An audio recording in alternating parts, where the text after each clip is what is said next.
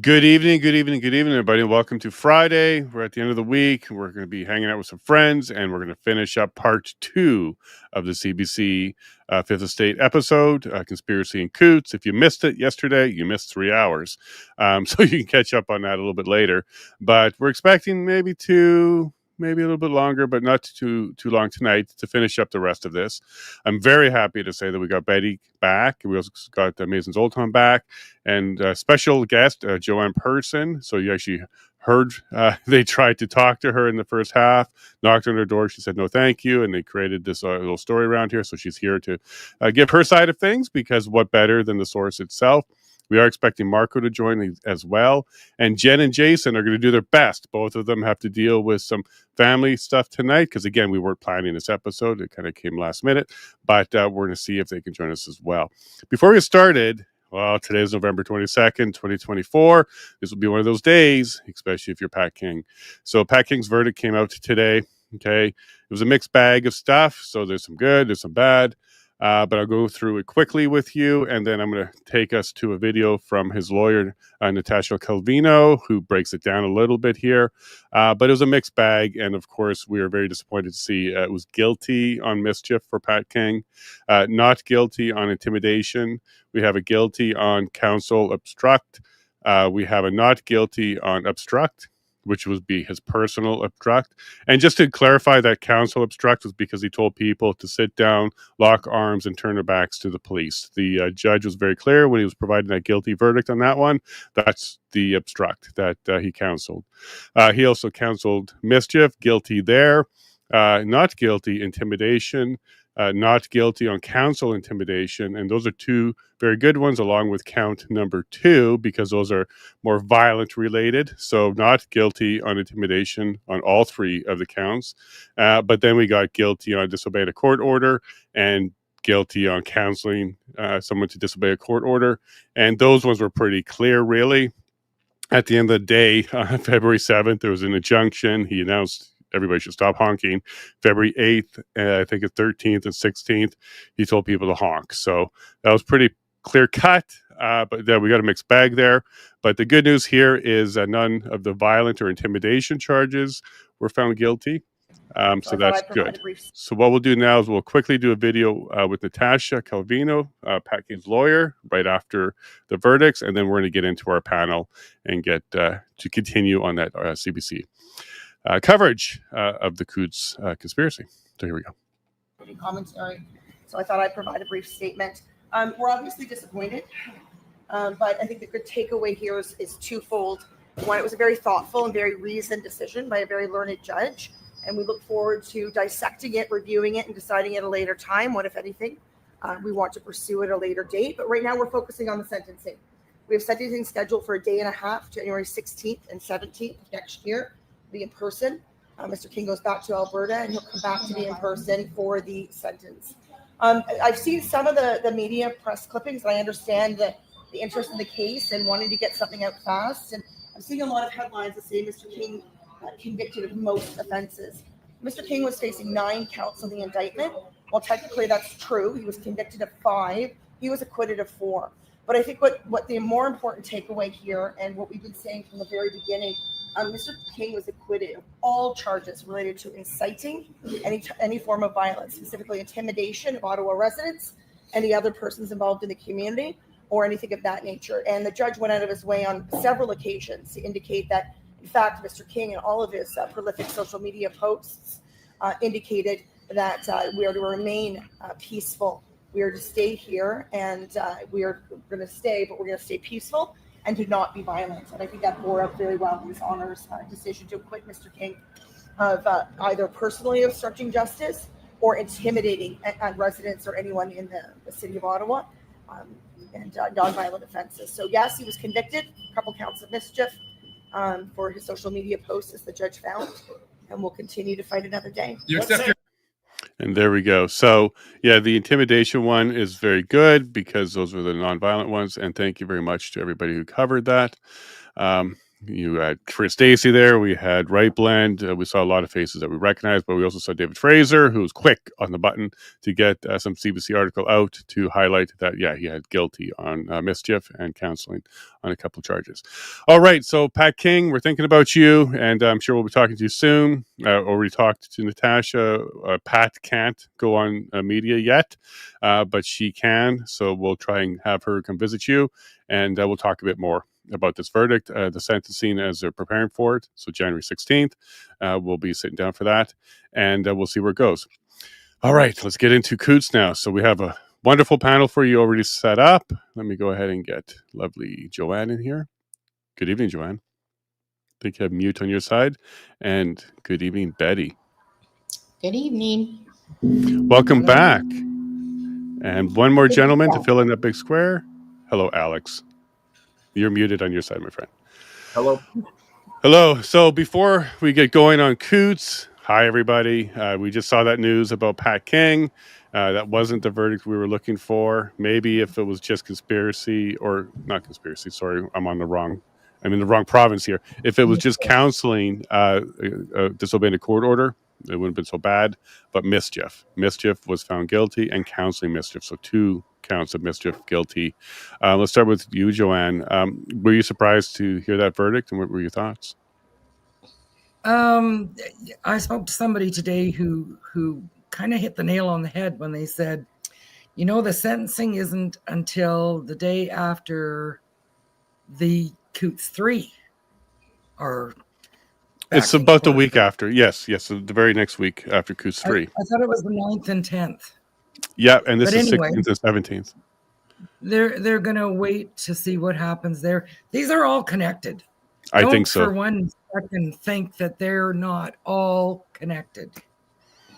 Just wait. We're going to hear that Barber and Leach verdict will come out in January. That's my guess. That the verdict will now come out because Pat King's verdict is out, and then we'll see their sentencing a couple months later. So I think you're right. Yeah. They're connected, Joanne. Yeah, the dominoes are starting to fall now for them, and everybody knows it's political too. It's so blatantly out there, you can't even say, well, there's a chance that. No, you can't even. It's political. And then Betty, you heard the announcement, and your son, he got 6 months for his mischief, and his mischief that was admitted to, because he did direct the jury to find him guilty on that, was using his truck to bring supplies between Milk River and Coutts. That was the extent of his involvement, and he got 6 months for that one. So kind of concerned about Pat King, because he had to have quite a bit more involvement than that. Yeah, I do think that Chris and Tony's conviction on mischief is going to have a big impact on everybody that gets it, was found guilty on it. I agree. And we heard Arthur Pawlowski's name come up a bunch of times for the precedents for this decision. And it was incitement of mischief that this judge used it on Pat King. And also the appeal, Arthur Pawlowski, it's been denied. So his appeal around political speech was denied, and that was brought into this trial as well. So Joanne's correct. They're all connected. We got Arthur Pawlowski in the Ottawa court. We're going to have these people in the Alberta courts too. Yeah. So Alex, what are your thoughts? Go ahead, Joanne. Sorry, I was just going to say I got a nice letter from the lawyer for Mickey Amory and the rest of the crew telling me to back off because those guys are in jail and they were found guilty, and I wrote a nice response back. Yeah, but your lawsuit's around how they treated you and the situation around you as well. Right in my disclosure, it says they weren't supposed to arrest me.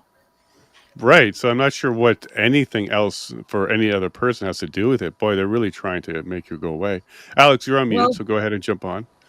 I just want to say, if people are innocent, they don't fight so hard and make up stories constantly harassing if they got nothing to hide, right? Absolutely. And I'm going to get into your legal thing at some point in the near future, because it was at $84 million, or what are you suing for there? It was bizarre. It's $880 million. Oh, $880 million. Sorry, I lost a zero. That's just to get attention. That's all that is. I want them to talk. I just want you to know you're my best friend, Joanne. Yeah, don't forget us. Yeah. Don't forget any of us in the trailers and stuff. Yeah. Don't forget anybody. I'm a trailer myself, so Hey, Joanne, do you have any spot on your property for a trailer or two? I got 3. You don't mind a crowded Too yard. soon? Too soon. You got 3. Alex, Yeah. welcome. And what do you think about the mischief guilty now? Another one. So we have a bunch in Alberta. Now we have some in Ontario. The weaponization of mischief is clear to me. What are you seeing here? Yeah, I would say the same. I don't know that much about Pat King's legal situation, so I don't think it would be appropriate for me to comment on it. I haven't really followed that one very closely. Sure, but the conviction of mischief, I think that's kind of the echo that's happening all over the place now. For The sure. other stuff, yeah, his intimidation and obstruction, I can see how you don't know the details. But I think you're familiar with the mischief they're talking about. It was that little thing with bouncy castles and stuff in Ottawa. So, yeah, he was found guilty of his role in it, plus counseling others for their role in it. And this judge, just so everybody knows, he said that he believes that Pat King planned the occupation before entering Ottawa. So he used the word occupation, and he said Pat King was one of the planners for the occupation. I think that's going to resonate. I think you're going to hear that in the left media all the time. Yeah. Language. It's all in the Language semantics. matters. Matters. Now let's Joanne, remind everybody. Sorry, Joanne had mentioned something earlier. You said in your disclosure that they were not to arrest you. Did I hear that correctly? Why is that? Do you know why that is, or I'm just curious? I think that they had absolutely nothing to go on, and they're caught with their pants down because they not only arrested me, they hurt me doing it, Right. and then tried to figure out a way out. I think they tortured you too with the treatment while they held you and had you in detainment, including the strip search on the way out and not on the way in. Not sure what they were looking for on the way out, but to humiliate There was you. a Dixie cup in my room. I could have taken it. Yeah. Did you know about that, Alex? No, I didn't know that. So I've been interested in your story for a while, Joanne. It's an interesting element to the entire thing, so I'm happy you're here. Thanks for joining us. Now, before we jump into the second half, in the first half, Joanne, there was a little segment about you, and it was connected to. Have you seen the episode? I did. I watched it in its entirety. I had Tourette's the whole way through, but I sat through it all. So I'm sorry you went through it all, but there you go. And the part that I want to bring up is first, you didn't let it come in. Okay. I don't blame you. You only talk to certain media, the ones that are not trying to destroy Canada. So that's good. But the connection that they were doing there was around this rumor about planting guns. And you're being attributed to that rumor. So do you want to kind of just nail that one last time, and then we'll move on? Well, I have 5.5 hours of recording of the police in my house. And at one point, they state, I'm just going to put these ones with the other ones. They brought guns into the house. I didn't say they planted them. I don't know where they got them. Were they under my porch? I don't know where they got them. But they brought them into my house. And I believe we have testimony to that too now. Thank you.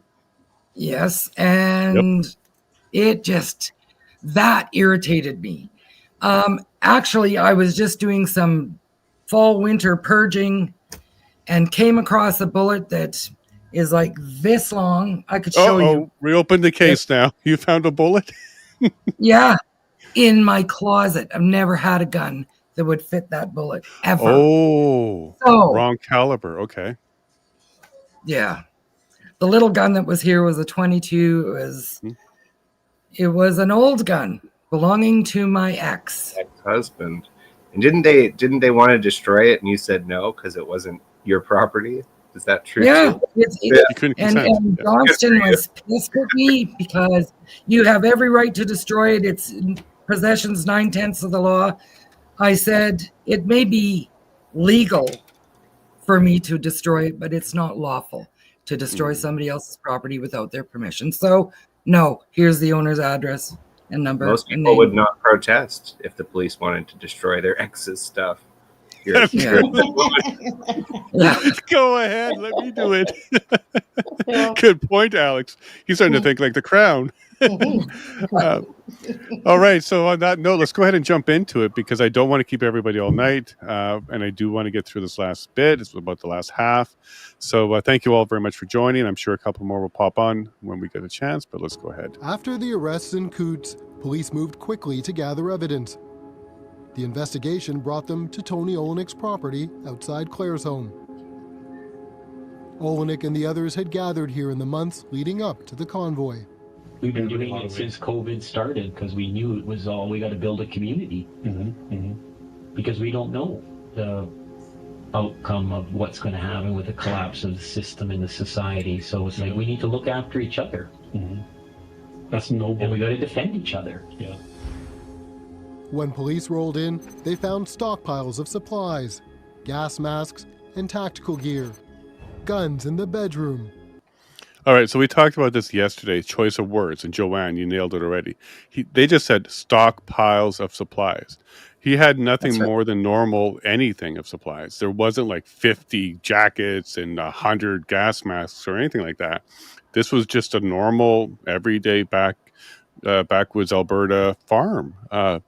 What's the stockpile, Betty, do you think they're referring to here? Because we heard the testimony, but certainly no stockpile. Yeah, they're making it sound like that amount of ammunition is unheard of. But I know people in my own life that have far more or equal to that amount, and because if you even go target shooting, you use up so much ammunition quicker than you even realize, eh? And so what they're saying, they're making it sound like it was worse than it is, and that amount is unheard of, and it's not. Well, even in this particular portion, they're not even talking about ammo. They're talking about supplies. So things like gear for going outside. So the ammo, I agree with you. There's an amount here that's not abnormal for Alberta. But to say stockpiles of supplies, you start thinking about food rations and jackets and mitts and gas masks when you start thinking that way. So we had this yesterday. They really are selective on their wording, and they're using it to build their narrative here. Narrative, yeah. Mm-hmm. Well, and I know so many people that are drying food and freeze drying food and stockpiling food because we can't trust these people. Yeah, and that's but even Tony at this stage didn't even have stockpiles of food. He had a drying room, and it was teaching people how to do it. But there wasn't even evidence of like a freezer full or shelves full or anything like that. Well, that wasn't in the trial. They wouldn't want to look in my closet or my coat closet because I got a ridiculous amount of supplies. So, you have a favorite cereal in your home, right? I remember that. There was a favorite we got a lot of that too. Yeah. Yeah.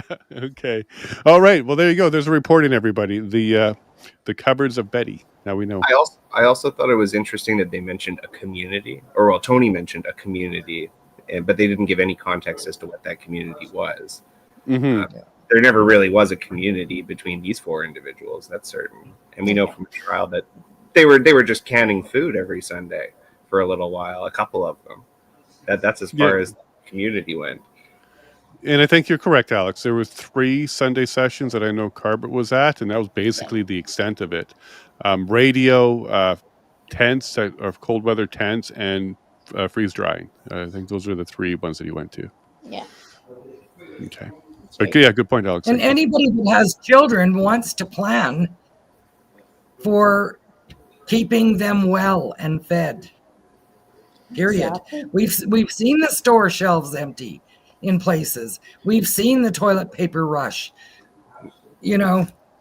Yeah, if there was ever a time to brush up on your survivalist skills, it would have been 2022. 2022. Yeah. Absolutely. Yeah. Here we go. In a truck and a gun case. In this wooden box, 2 pipe bombs. And scattered across the property, more than 36,000 rounds of ammunition. 36,000 rounds is an astronomical amount of ammunition. That's the preppers holding off the army coming their way. To stockpile that much ammunition is highly concerning. That's a lot of ammunition.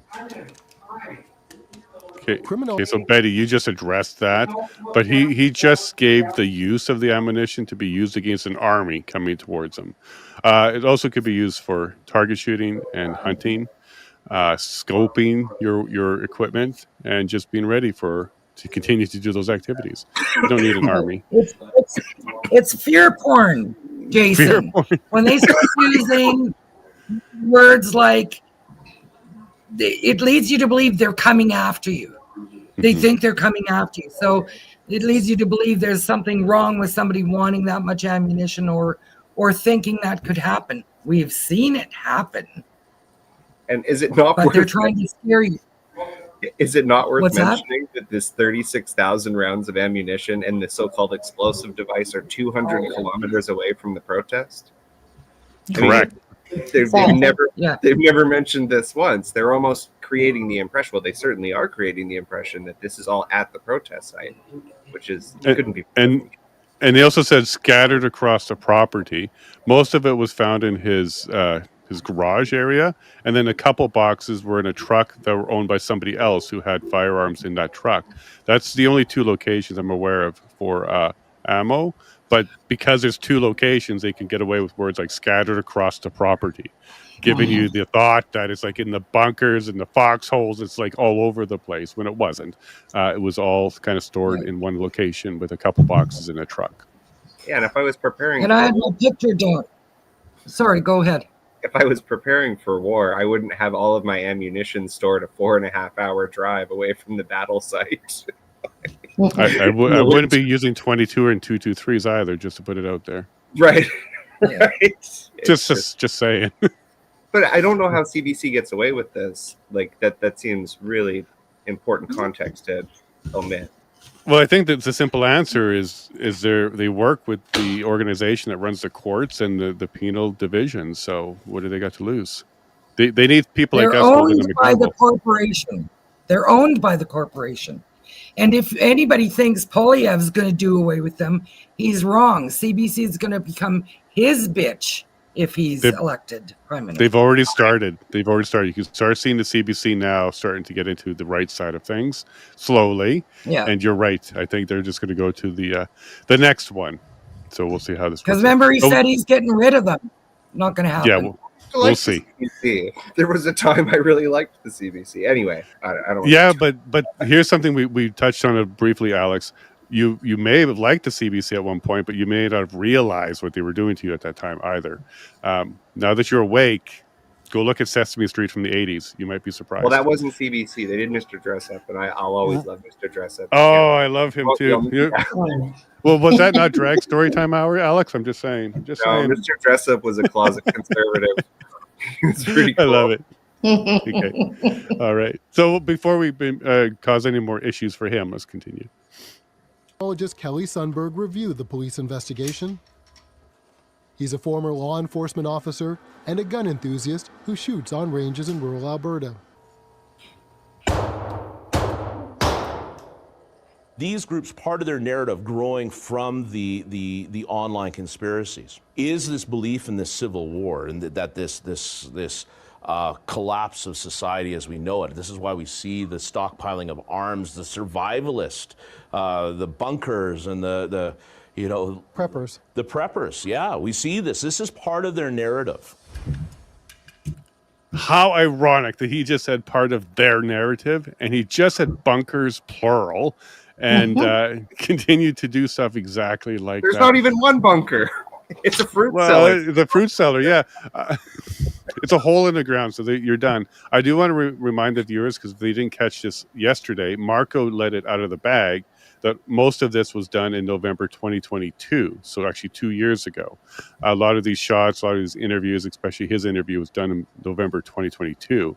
And it sounds like even this gentleman is talking at that time period, because he clearly has not seen, maybe on purpose, or it wasn't available yet, the trial information, the stuff that actually went to a trial. He's just using the ITOs at this stage. Yeah. And to me, they're making preppers look like they're evil people who are, planning something, against the government. Yeah, like you're allowed to prep. There's nothing illegal about prepping. Mm-hmm. No, at the end of the day, we would survive. And I am a prepper. We're off grid and we got supplies. I have more of a stockpile than I saw Tony have in court. So I'm not sure what they're talking about.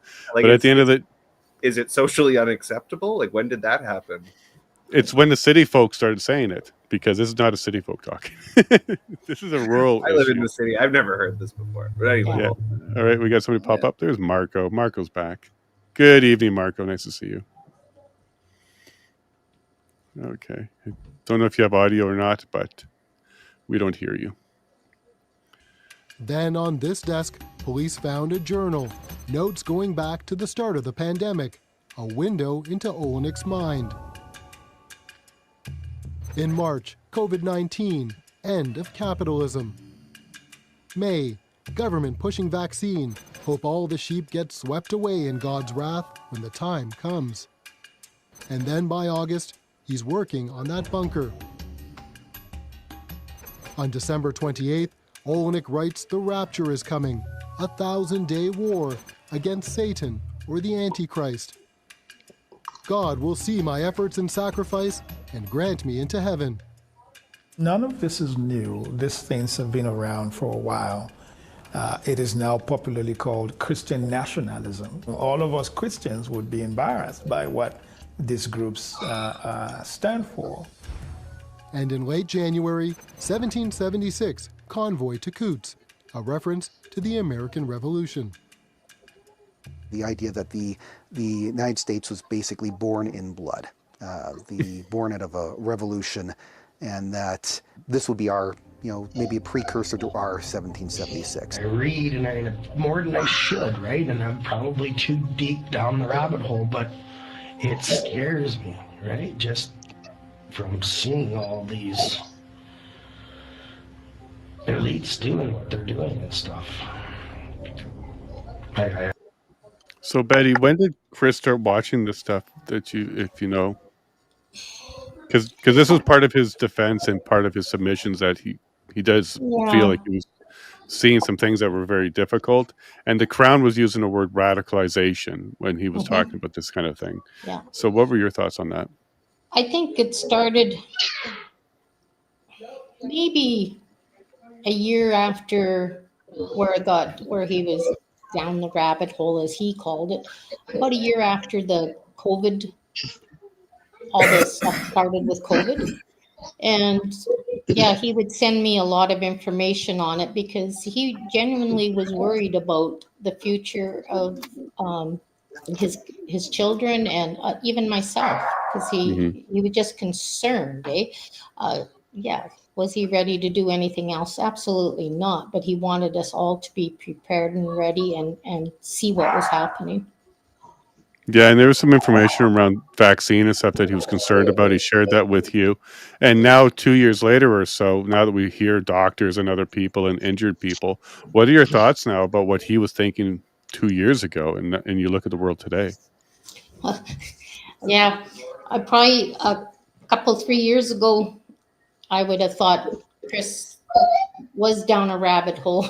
But honestly, now I'm on the same wavelength as him.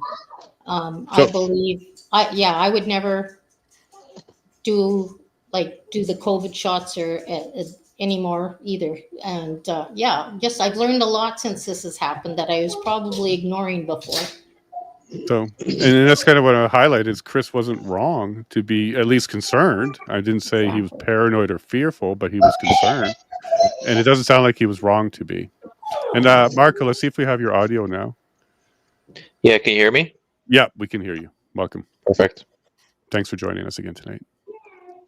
And we got Joanne here. So we covered that whole planting issue, and she did confirm they brought guns in, and that was something during the trial. They did say on the stand that they brought guns into her property to bag them and do all that kind of stuff. So it's confirmed. So the statements by Joanne a couple of years ago has now been validated in court. Not planted, but they certainly did bring them into her home. And I never used the word planted. Never. Yeah, I know. Everybody keeps saying you did. I'm always, talking to people about that one. But CBC brought a guy in and said it too in this episode. So they like that narrative, don't they, Joanne? Mm-hmm. Mm-hmm. I think they're evil. We just do. All I talk about, which is not surprising, becomes part of their worldview, right? Kurt Phillips has been investigating extremism in Canada for about 25 years and is now a board member of the Canadian Anti-Hate Network. The focus on distrust and fear of government. Ultimately, that there will be some sort of civil conflict. Many of them seem to look at the events at Coutts as kind of a precursor to that civil war. This trucker movement is all about freedom in God. And the evil elites is all satanic realm. And I mean, if you really dig deep into these conspiracies, these elites, that's, the whole pedophile scandal that's going on with Epstein and all that. What are they hiding? What? That's why there's so much dark, deep evilness in the system that's controlling it, and they're using all of us as their little pawns in their big game here. The RCMP tried to uncover whether the men had a plan to act on those fears. There's no conspiring by anybody to do that. Okay. Is there, and I know that, sometimes emotions run high. And sometimes you say stupid things. I'm not telling you everything that we have on wire. We've been listening to you for days and all your buddies. You say to your friend, I am trying to stop it from going to the next level because from here we go to war. Yeah. So that tells me, Chris, as an investigator looking and putting these pieces of puzzle together, that you knew what was coming down the pipe, but you didn't want it to happen. Yeah, man, but so... Hold on. Her actual statement even to him was to not get to a war. And then she says at the end that you knew what was coming. Like, it was a thing that was coming. But even his statement didn't say it was a certainty in any way. Did I mishear that? It sounds like she was trying to get him to throw them under the bus. You were trying to stop it. What were you trying to stop? Is my interpretation. I know it's just a small good. Yeah, good perspective. Yeah, so maybe trying to get him to say, yes, it was coming. I know about it, and here it is, which he didn't do because it wasn't true. And then, Marco, when you heard this part of the interview, what did you take from that? Because to me, that bothered me.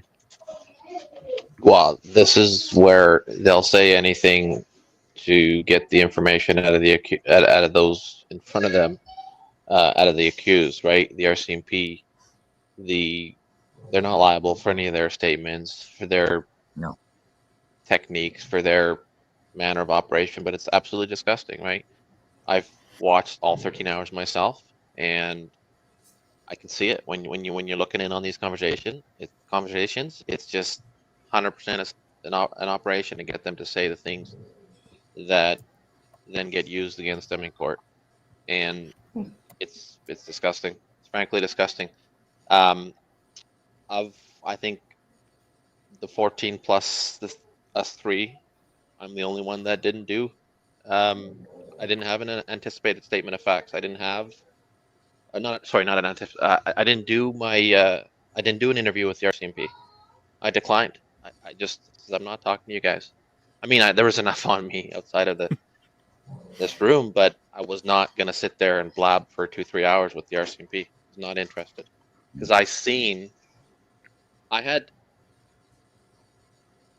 I had Chris Carbert's first disclosure before I was charged myself.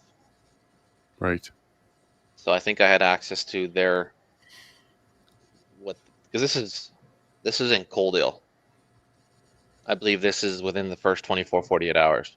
Because Chris isn't feeling good here right now. He in some of the interviews, they go for a smoke and they get him meals and they get him drugs. Like, that's part of Chris's 4-hour interview. But I knew enough to know that this interview would not benefit me. This was their method to getting any and all information to validate the accusations and the narrative that these guys are extremists, etc. And let that be a reminder, everybody, don't talk. And as we just saw with Pat King's guilty verdicts, the judge was very clear. Basically, the entire time in that trial, the worst witness for Pat King was Pat King, because it was his lives that were being used. And for you, Marco, I know it wasn't intentional in any way, shape, or form, but there was a lot of media that was used in your trial as well. So the lesson, I think, from all of this... Nothing since I was charged, though. No. I just mean in your... Exactly. Yeah. Your trial, a lot of the evidence brought forward was media coverage. So going forward, everybody be careful what you say online, be a little smart about it, and don't really express some of your anger. This is what Pat King kind of ran into today with his verdict. But I'll continue here. But I want to also highlight one thing here with you, Betty. There was an application by Carbert, Chris, in order to get rid of this interview because he wasn't in a good medical state. So we know they had COVID. You can tell that he's a little bit distraught here. He wasn't successful. The justice didn't grant that application, but it was a valid application in my mind because he does seem to be under a little distress here. This isn't normally how Chris sits and talks. Like he looks like low energy and stuff like that here. No, yeah, he wasn't well at all. Plus, I just like to bring up the fact that in the actual jury trial, they didn't even use his interview at all because he actually didn't say anything that would suit them, their narrative, eh? And that, so yeah, they try really hard to get you to say things that you don't mean, but I believe they didn't have a lot of luck with Chris from the fact that they didn't use it in the jury part of the trial. I was surprised that they used Tony's because there was nothing particularly incriminating, and in fact, he actually came across as fairly likable and sympathetic. I don't think it really did much to harm his case at all. Well, I think, Alex, to be fair, it kind of depends which side of the fence you're on. If you were not for this in any way, shape, or form, then he may have sounded like somebody who was preparing for something you're not comfortable with. And I think that might have resonated a bit. But I also want to go to Marco here, because Marco, you kind of, I think you mentioned that you thought it was a strategy on the Crown side to not play his interview, kind of forcing him to take the stand. They can't make him take the stand, but because they didn't play his interview, he kind of maybe took the stand. Was that you who I was speaking to about that with? In relation to Chris? Yeah.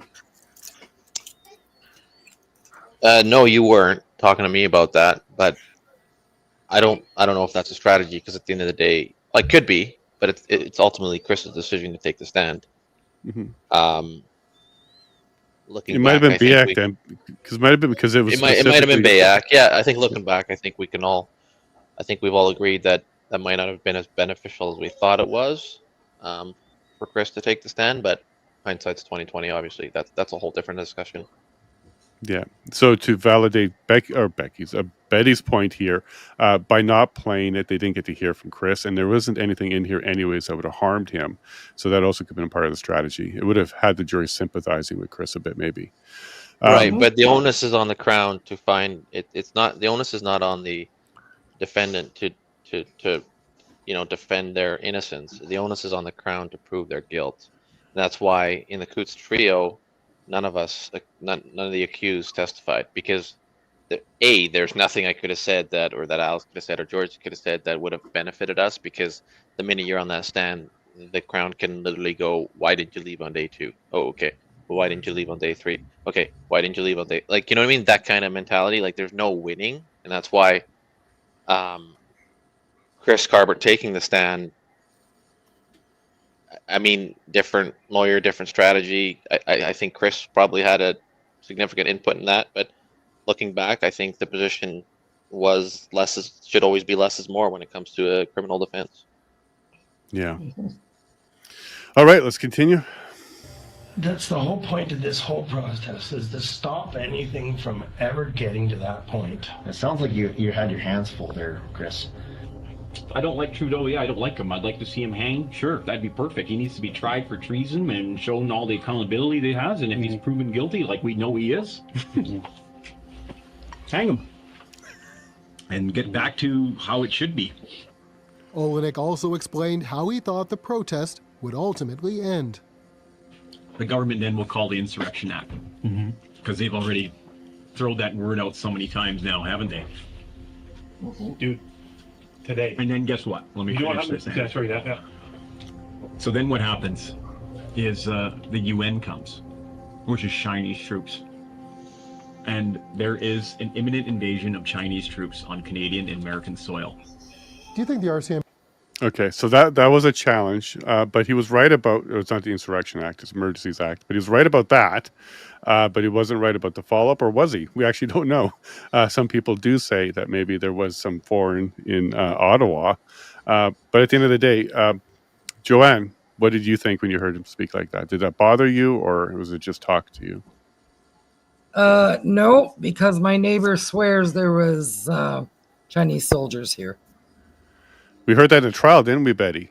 So the little ninjas did. was what one of the witnesses said, and that's who arrested Tony. Is what these people were dressed as, all black and with a gun and shorter statue.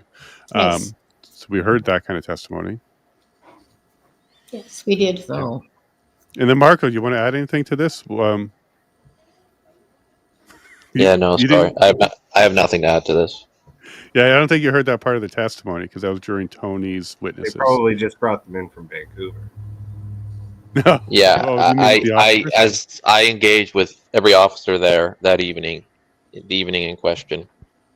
I was there when Chris Lassick was arrested. I mean, this is my opinion, and people can take it or leave it. That's fine. But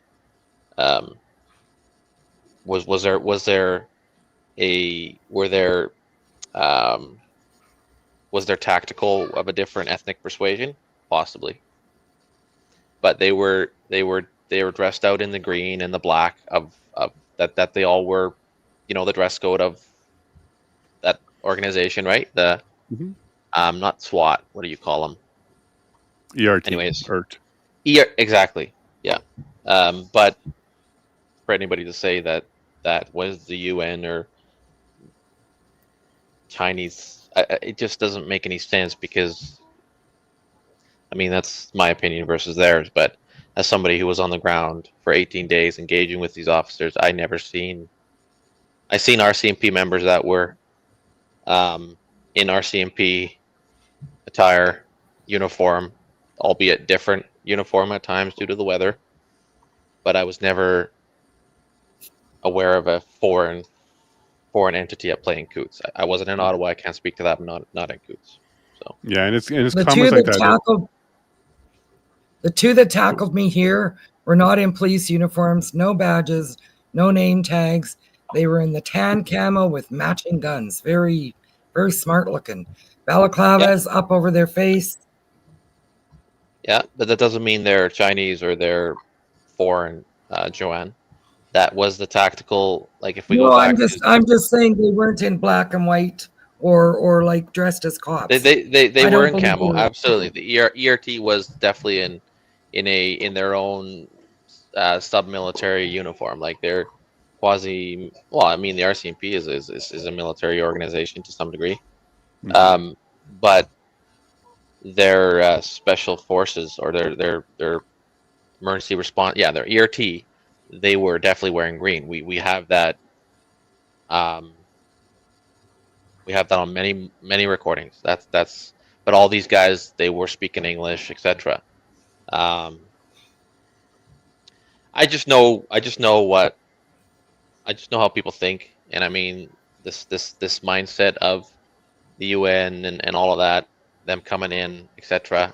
Us, Canada losing its sovereignty to national organizations. I get that, and I mean I believe we're losing our sovereignty at times due to a federal government that decides to work with international bodies, but I mean there was like this big thing about planes coming into these smaller airports and hundreds of uniformed people coming off.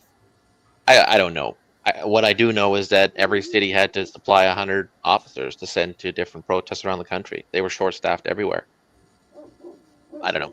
I can't speak to what happened in Ottawa, but I don't believe there was any UN agents at play in Coutts. I just don't believe that. So. And another thing to kind of highlight here is this isn't evidence that came out prior to his arrest. So this is during his interview. So it's not like the officers knew about this kind of stuff and was worried that he thought this was going to happen prior to being arrested. This is during the interview. So this kind of is after the fact. Even if he thought that way, I'm not sure how it would be relevant to the fear that he was going to be dangerous in Coutts. But he was right about using the Emergencies Act. So I think he was just a couple days early on his concern there. All right, let's continue. He was equipped to deal with this kind of worldview. Do you think they understood it enough No. in that moment? and not just the RCMP, but I think law enforcement and national security intelligence, CBSA, CSIS, the RCMP, I don't think are equipped to deal with the emerging threat that online radicalization poses to the Canadian public. This case provides a glimpse into our kind of a scary future for us, that if we don't get a handle of online self-radicalization and extremism, people's lives are at risk. Okay, so I got to stop here. So Canadian Anti-Hate Network got debunked by Hategate, and what we learned here is what he's talked about here is he's saying that our intelligence is not equipped to handle this kind of stuff, and then the rest of the sentence he's not saying is, and we at the Canadian Anti-Hate Network want to be the organization that provides those tools to intelligence. So he's basically self-promoting their organization by doing this narrative. It's a sales tactic, really. You don't have the right tools, but I have the toolbox for you. But he's not saying that portion out loud because he's from Canadian Anti-Hate Network, and we saw the information that they put out, and it's been debunked by Hategate in a lot of ways. And Hategate, just so people know, was brought into this trial during the bail hearing for Chris Carbert in December 2023. And it was part of how he was able to get a new bail hearing because enough information changed to reach the threshold to go ahead and have a new hearing. And Hategate got entered as one of the pieces of evidence for that. So I still think this is early in this whole narrative. This is before some of the stuff came out. But you can also hear how he's positioning himself, Canadian Anti-Hate Network, to be the solution that he says is a problem to hate in Canada. Anybody want to comment on that? This kind of plays into what Danielle Smith said in the House about modernizing the Bill of Rights. What they mean is changing it and adding number 1, which absolutely limits people's rights. Mm-hmm. And also the use of the word not competent. What is it? Demonstrably justified. No, they're talking about being able to. No, if they find you incompetent, if they find you incompetent, right, or non-capacity, that's Correct. what it is. That they can choose your medical, your what happens to you. That is a very fine thread there, considering we have people that advocate for MAID on those that are depressed, etc. Correct. Like I said, good observation on that. Yeah, 8 children's suicides I was privy to during the first year of COVID. Oh boy. Yeah. Oh boy. Okay, so everybody on this panel is familiar, I think, with the Alberta Bill of Rights. I don't know if Alex is so much, but Marco certainly is. We were certainly fighting against that recently at the UCP AGM.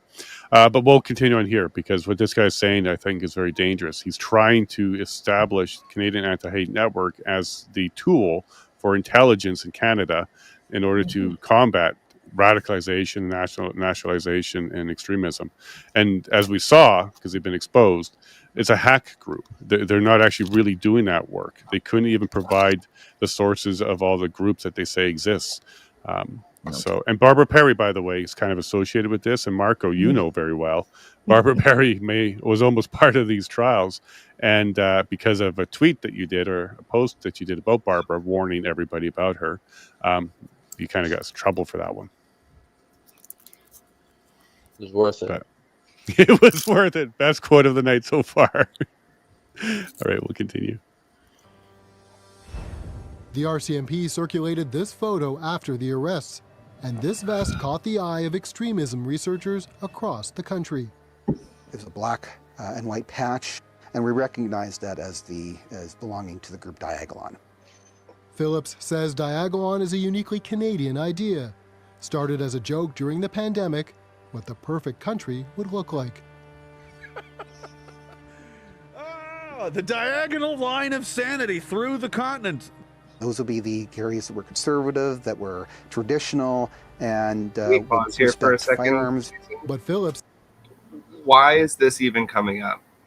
Great question. It didn't come out in the trial because this is all it had nothing to do with Coutts. Yeah.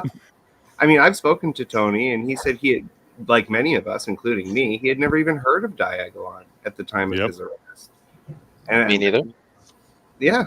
So why is this relevant? It wasn't in the trial. There's no connection between, I mean, what is the connection between Diagolon and Tony writing about Satan in his journal? What is this is what I mean by this feels like a hallucinogenic fever dream. I don't know what this is. This is not an informational documentary. What is it? It builds on their narrative. It helps their radical, their narrative that Coutts was this radical event with extremists, etc., because look at the language, right? Your traditional Canadian is going to be like, oh, these are a bunch of scary guys, right? Look at the language they're using. Yeah. They're nationalistic. Anyways. But it's not a coherent narrative. There's no evidence that this group of people shared these beliefs. There's no demonstration of that. So why is it relevant? Even with Most starting of us haven't as heard. yeah, and even by saying starting as a comedy group, you're already framing it that they turn into something different later. They still are a Right. comedy group. They haven't turned into something different later yet at this stage. So even that framing is out to lunch. But you're right, Alex. What is the connection here? It's a feverish dream. Like, what had you put it there? Hallucinogenic feverish dream.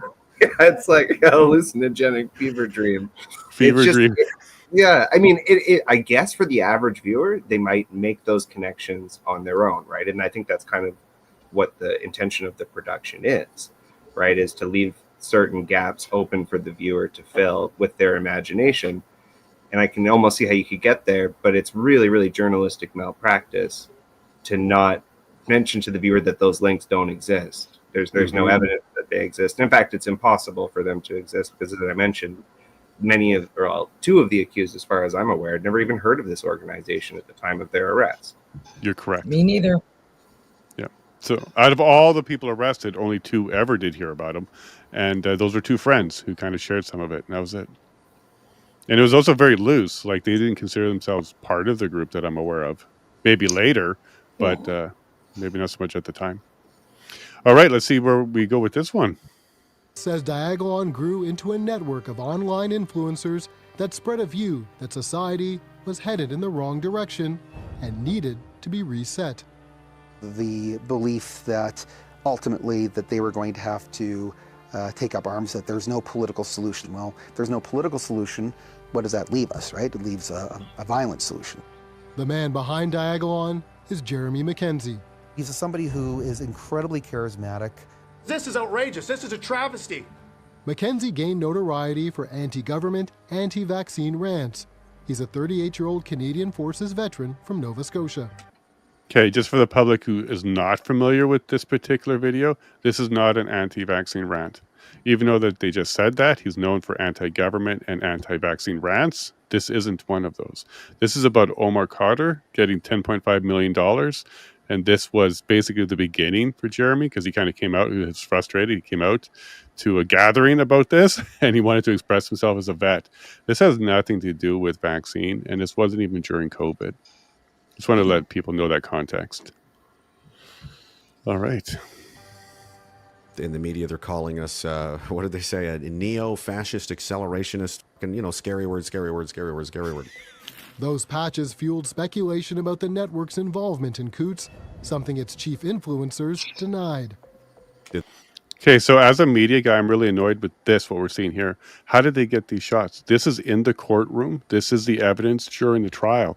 So there was about a 2-week period during the trial where this evidence was sitting in there, and then it wasn't. So they had access during the trial, Betty, while the evidence was still there in the trial. I'm shocked to see these shots being available. Yeah. Okay, let me add to that. Kurt Phillips, about 10 minutes ago, is on his laptop, has the videos, the interviews. At the time that he was reviewing these interviews, it would have been considered. It would have fallen onto a publication ban. Why does a director? Shit, I don't give a shit. Why do any of these individuals that are part of this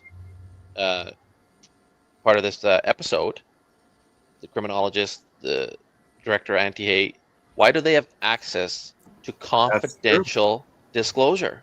Like, That's okay, right. I They're have not law access. enforcement. They're not law Exactly. enforcement. I've been So- thinking about it yesterday. I've been thinking about it just now. I was going to bring it up at the end. I thought, we'll have that discussion. But this is a serious concern. Why does the Fifth Estate get access to disclosure?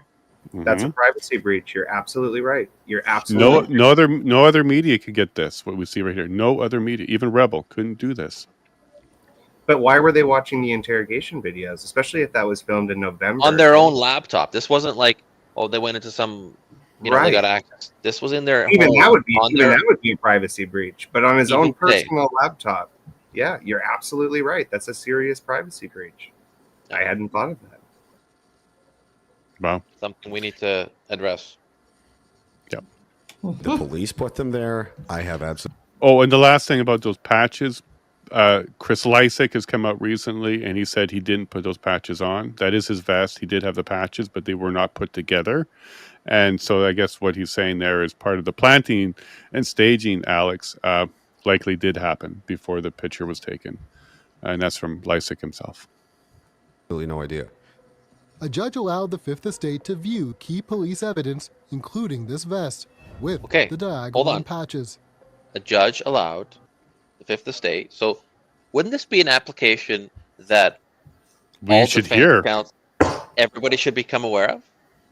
All Rebels applications were in open public. Well, all media's application, like, for example, remember in the fall, so this is before you come on board, Jason, but I remember pretrial applications where a media lawyer came in, they flew this lawyer in, represent the Globe and Mail, CTV, CBC, and they made an application, and they were successful to have certain details of the ITOs, the disclosure, uncovered. And that was when there was like these first mainstream hit pieces that included like some of these extreme wording and some of the comments made, some of the comments that were obtained through the wiretaps. That was a application made by lawyers, counsel that mainstream media hired. I mean, they do this more often, right?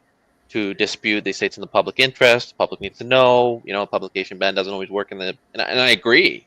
Sometimes in high-profile murder cases, or the public should be aware of some of this. In this case, they use that same approach and were successful. But here we have the CBC confirming that they were given access by a judge. Which judge?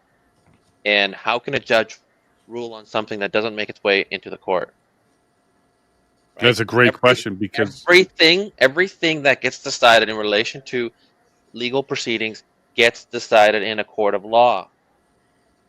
Well, Marco, you weren't there for these parts, but Rebel actually did an application. So Robert Kraychik actually got called up in front of the judge, had to argue his side. That happened like 2 or 3 times during this trial. This didn't happen.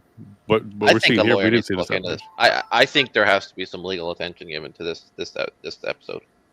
Yeah. And so maybe it was a different judge other than the trial judge, but in either case, none of us had any notice about that. I'm sure Catherine and Marilyn didn't know about this, because all media should have had the same access.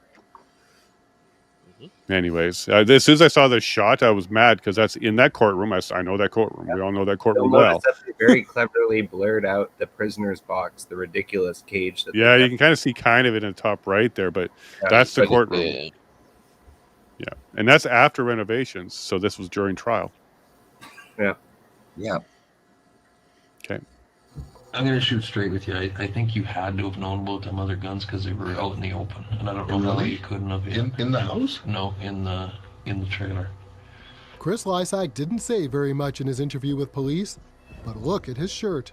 Supposed to go shoot coyotes and stuff, but okay. In the 2-hour interview we watched, not one. Go ahead, Marco, because I haven't seen this interview. That's Christian Reichter. He's what is that? The officer interviewing Chris. That's His name's Christian Reichter. He works out of Airdrie. He's with special investigations. He's an investigator, but just a note. Just okay, everybody came to mind. Sure. Once did the investigator ask Lysak about the symbol on his shirt.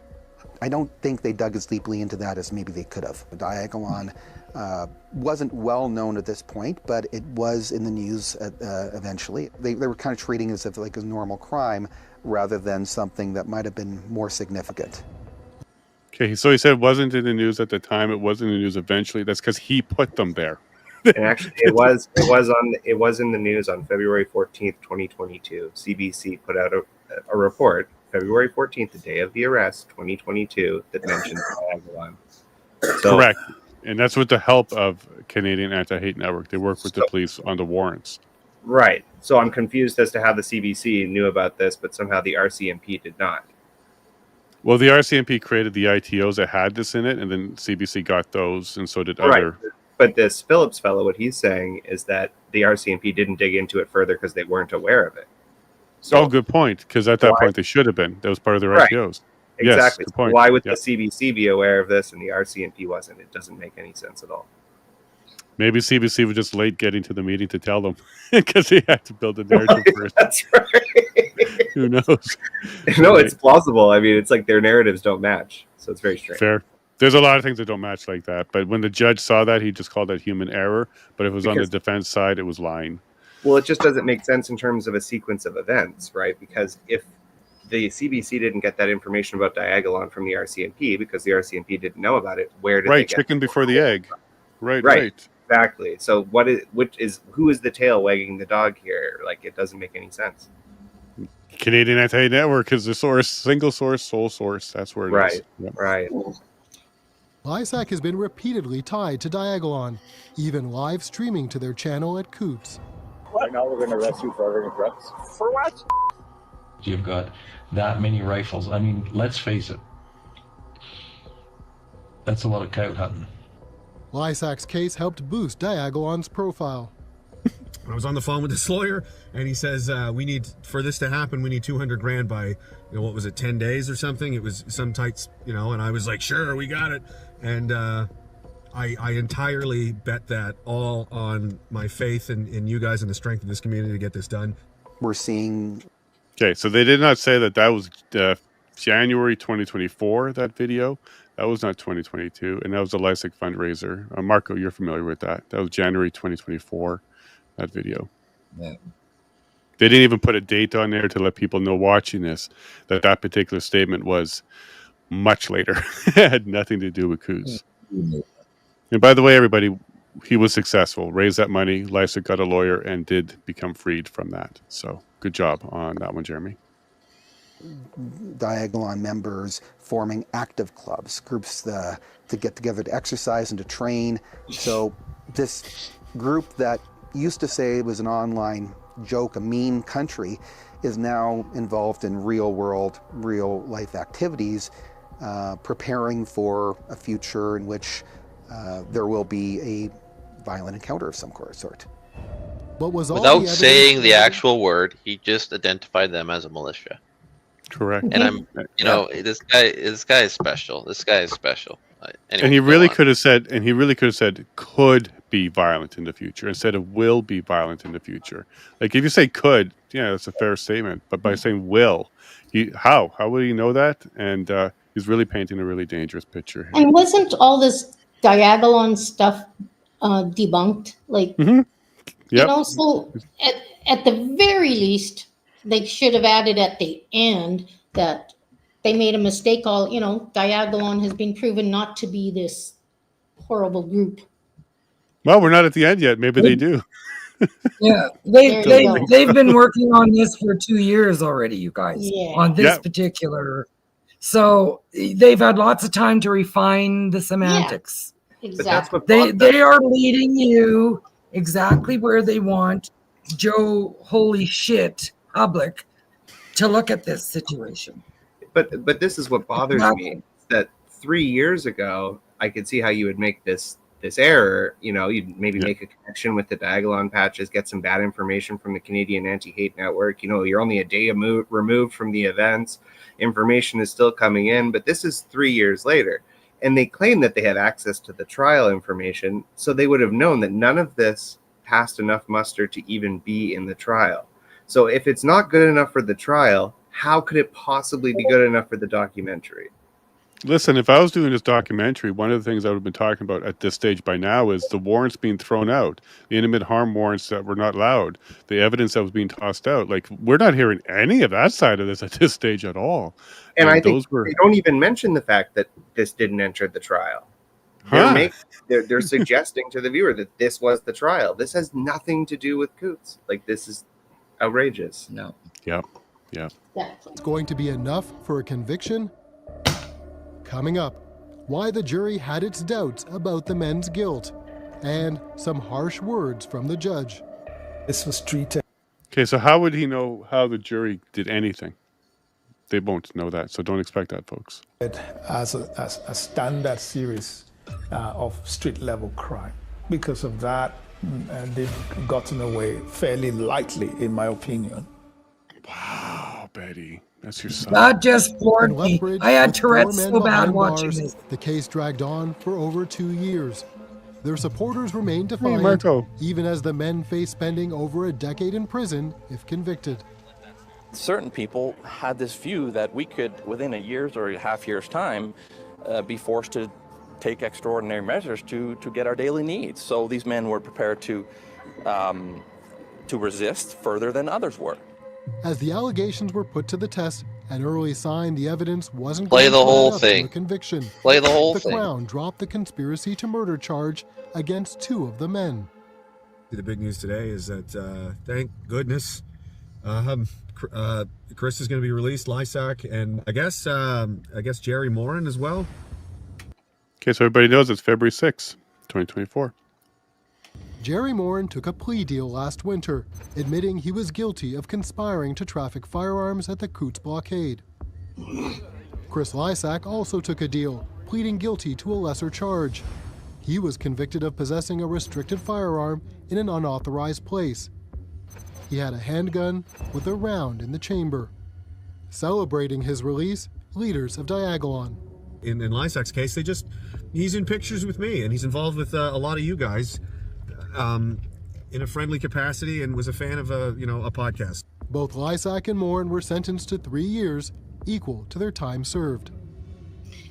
Tony Olienick and Chris Carbert's case did proceed to trial. The jury ultimately didn't see everything we've shown you. They did review dozens of exhibits, including tactical vests and medical kits. They heard from 33 witnesses and watched Olienick's interview with police. He just admitted the jury never heard. Yeah, You see how he just do you admitted see how the he said jury's that? never heard slid it in there anything too. before. The We jury should ultimately back that never up. seen everything we Have presented. What? Yeah. What are you guys now? The Yeah. new legal beagles? Like what? the They heard all of this WTF? other evidence that we're not going to tell you anything about.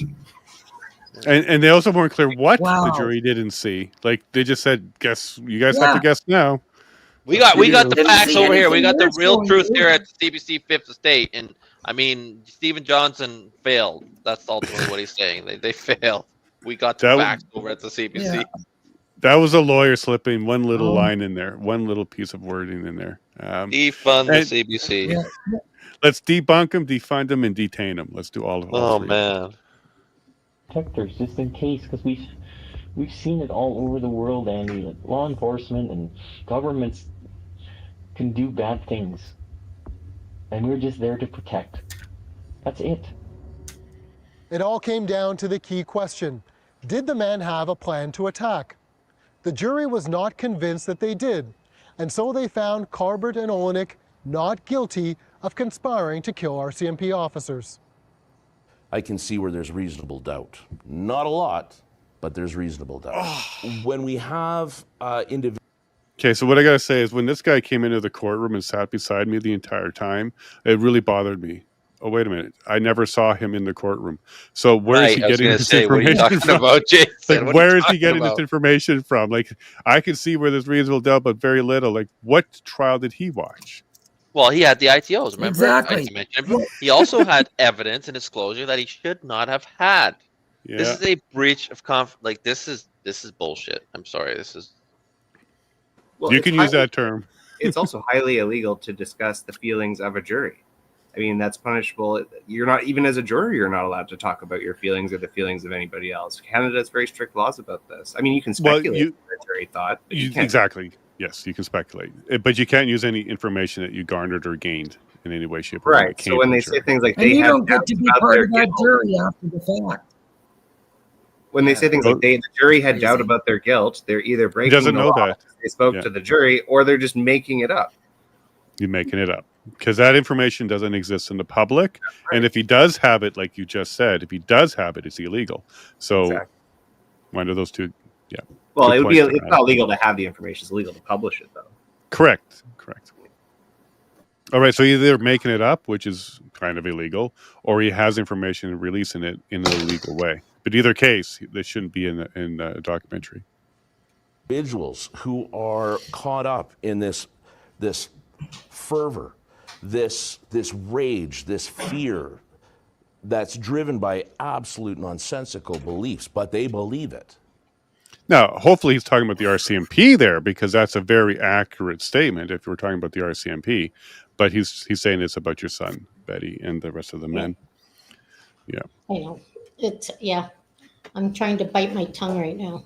Yeah, I've seen Chris frustrated for sure, but anger or hate or anything like that, I've never seen that or heard it.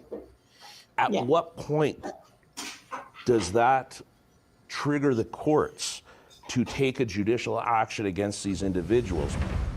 The jury did find Olienick and Carbert guilty of possessing firearms dangerous to the public peace, as well as mischief. Olienick was also convicted of having illegally possessed pipe bombs at his home. It gets to the line when you start arming up and actually demonstrating the intent to do harm, when you have pipe bombs, when you have that language assault was rifles debunked. and bombs. Explosive device. It wasn't a pipe bomb anymore. Yeah, the Crown calls it Yeah. pipe bomb, the court calls it explosive device, and then the defense calls it firecrackers. So I like explosive device. I think that's a fair term. But now, I Alex, was in one of those foxholes. now that they I'm test waiting gravel in. and I'm waiting for Alex to say, and this was 200 kilometers away because this wasn't in Coutts. These pipe bombs. Absolutely, and his dad was a gravel miner. The explosive device was 10 years old, was it not?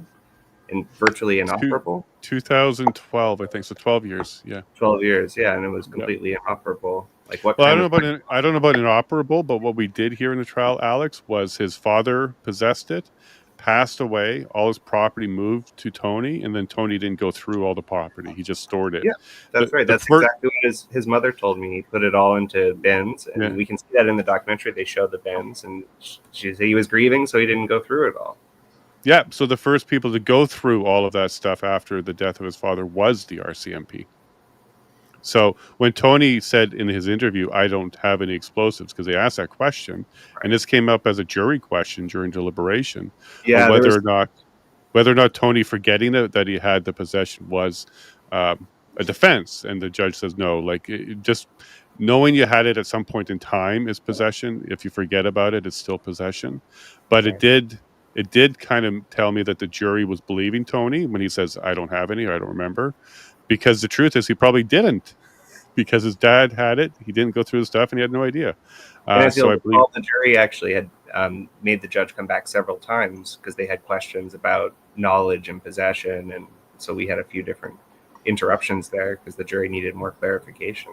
I don't think that they, Yeah, but this was one of them. And I'm sure as I push play on this, the next line out of the host here is not going to be, and these were nowhere near Coutts. These were found in the storage area at the top shelf in 200 kilometers away. I'm pretty sure they're going to say that next. Body armor and you're prepping. It's a very fine line. Justice David Lebrenz oversaw the trial. He found the men were prepared for a firefight with police.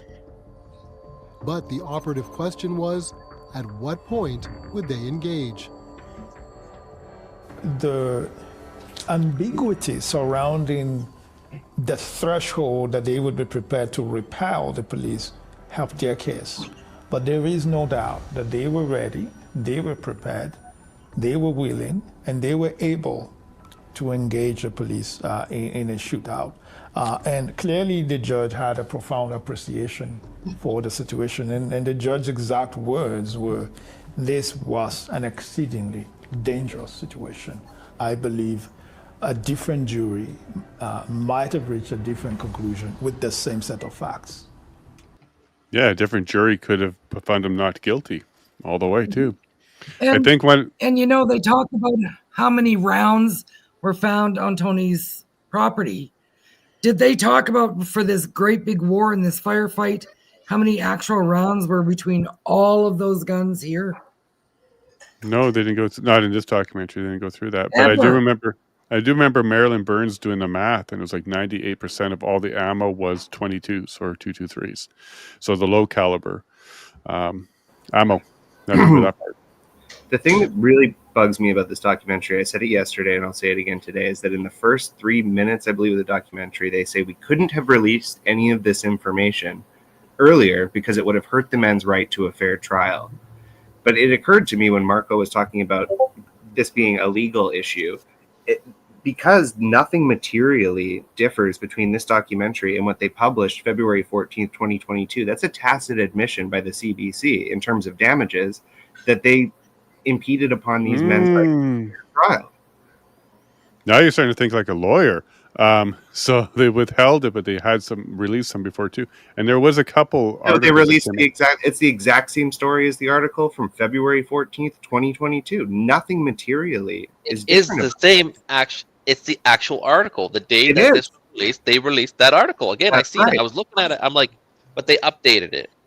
That's right. This is just the documentary version of that article. So I think they erred in judgment when they said we couldn't have released this before because it would hurt their right to a fair trial. You did release all of this information before. So if the accused wanted to sue for damages, you've got evidence right there. There's a tacit admission that they tainted the jury pool. I see your point. A legal opinion on this episode. There are lawyers watching. I can guarantee you that. I've already reached out. But anyways, we'll continue. Sorry. Yeah. The Crown and defense have appealed the verdict. The day of sentencing, Olienick and Carbert hoped they would be released. Their lawyers asked for time served, while the Crown argued for 9 years. Instead, the judge sentenced them to 6.5 years and banned them for life from owning firearms. He considered the danger to the police to be high. I would disagree with that, but that's his decision. The sentence is excessive with strong political features, and it will be appealed. What I took from the judge's reasons is that the sentence was so high in order to send a message to the public, you can't do this. And I don't quarrel with the fact that you shouldn't have guns at a protest and that the judge was appropriate in sending that message. But in terms of the actual harm done as opposed to what could have been done, I think that those are two different things. Justice LeBren said in his sentencing decision that Carbert and Olienick had intentionally armed themselves for political reasons. He called their claim of self-defense against the police nebulous and fanciful. While their appeal is awaiting consideration, Carbert and Olienick are serving their time in the Badlands of Alberta at the medium security prison, the Drumheller Institution. They were given credit for the time served in custody and have 2 years left on their sentence. The one thing I think I got from it is that these are people who are, again, obviously true believers. These are people who no amount of time in jail is going to change that. They can't think of themselves as being criminals, and neither can their supporters. These are good, godly family men who are just doing what they're doing to protect them. I conclude that these are extremely privileged individuals. They got away very lightly and should consider themselves extremely fortunate. I rest my case. The Fifth Estate requested interviews with all 4 men and their lawyers. They all declined. Who's going to make the next play? What's the government going to do? They know that more and more Canadians in the world is waking up to what they were doing and what their intent was. And I believe truly that if they keep pushing, that rising will come again. Why do you consider them heroes? Because they were willing to fight for our freedoms. It's something that isn't going to go away anytime soon. The community that was developed as a result of this, they're still agitated, they're still angry, they're still looking for change, and in their mind, prosecuting those that have done them wrong. I don't think this what in the world's wrong with that? Like, he's talking like that's the worst thing to do is try and get retribution or prosecute those who done you wrong. This guy. I hope he's watching because it's interesting. It's interesting that Lebren's used the term fanciful. It means fiction and not realistic. And so why would you hold the view that they were dangerous if you thought they were over imaginative? Yeah, and the trial, and he also said something along the lines like, I have the opinion that they are this, instead of saying the evidence showed that they are. So he's even ignoring the evidence from the trial and just giving his own opinion anyways. It's my opinion that they're going to turn into this, not the evidence showed that they're going to turn into this. The evidence showed that they're actually what he said there, which were good, godly men and family men. That is what the evidence shows. I think Lebren's didn't respect the jury's decision at all. But I also think he didn't respect it because within a day of the verdicts, they appealed it. And the reason they appealed is because Lebren's didn't do his due diligence during the charge to the jury. Correct. That's what their appeal is. Something against him personally, right? And I honestly think that's part of the reason why he was so hard on the men for their sentencing. I felt the same way, Betty. Let's not forget he's appointed. Let's not forget he's appointed. Yeah, we covered that one yesterday. And I've been saying for how long, Jason, I've said it to you, what's your price? Yeah. It's like everybody has a price. Now, Betty, when we watched the verdict, there was a moment there where he said, are you ready for the sentencing arguments? And it felt like he was kind of hoping that they were ready so that he can release them. That was kind of the vibe I was feeling, because he was probing the defense, like, do you have it ready now? Let's do it now. And they didn't, and they did it later. But then when we saw him next, which was a few weeks later, to me, he was a completely different person. Like, he was on a mission to sentence. Yeah, like from the night of the verdict to that. Yeah, it was very, like, he wasn't making eye contact or anything. He wasn't the same man. Yeah, so something in my mind, and it could be the appeal that was filed to the Crown, like you highlighted there, or other things. But he wasn't, he was a different man the night of the verdict and the sentencing day. Very, very different. And Marco, of course, he didn't see that, but a few of us saw that. Go ahead, Joanne. I was just saying, I have some fanciful ideas of what may have happened. We should do another episode of what could have been, and we'll be very clear that they're all opinions and like the O.J. Simpson. Yeah. You know, if I did it, yeah. Too bad they didn't find the other guns. There's a title for you. I mean, this is completely defamatory and libelous and ridiculous. I think so. He's talking about Diagolon, and he's basically accusing, because this documentary has not made any separation between the four men. It's treating them as if they're a cohesive group of people who all share the same ideas. Two of these accused have never even heard of this online community group at the time that he's making these statements. I mean, this is just, it's not relevant, it's not factual, and it's pure misinformation. It is disgusting. It is disgusting. I'm frustrated too. I'm making my way through it though. Case solidifies anything by any stretch, but it sure does show us that any future case is going to be incredibly difficult. There needs to be more preparation, because this isn't going to be the last time. Wow. The convoy still have to learn how to lie better. Coutts. And while he's no longer mayor, Jim Willett hopes what happened here offers a lesson to Canadians. I believe this should have woken up some of the people that thought they understood what was going on. We tend to ignore people that we don't want to listen to. We tend to just brush them off and say, well, they're just a bunch of nuts. And that's a hazard for both sides.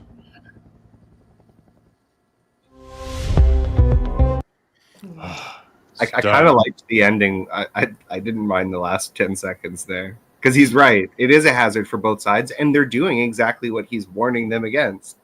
He's saying, Yeah, because some of Jim's testimony I actually didn't mind, like in the actual trial. He was in for Marco's trial.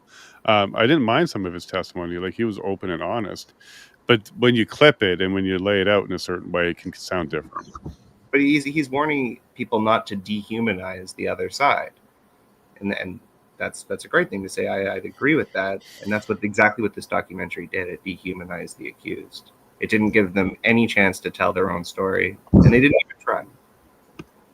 Yeah, and he also said on the trial and in the POEC, there was a lot of support in Coutts for the protest when it was going on. 70%. Not everybody, but there was some support with the people that lived there. 70-30. Over 70% of the town, absolutely. Support or not? Support, and the news did go around interviewing people. You never saw any of that either. Yeah, this Rebel News reporter asked Mayor Willits, he goes, "Oh, so if 70% of the town supports the what you called the terrorists, would you call your town a terrorist supporting town?" It's a good question. Was that Sid that did one? Yeah, Rebel News reporter. Yeah. POEC. That sounds like him. He's fun. Yeah. And Joanne, you are still a Coutts resident. So how is your terrorist town of 70% terrorism? Well, I keep a pretty low profile. I've got lots of things on my plate. So, but yeah, people are still in favor of the truckers, and people are grateful to all those involved that did fight. CBC cost me my career of 30 years. Your career? What was your career? Teaching. I was a teacher.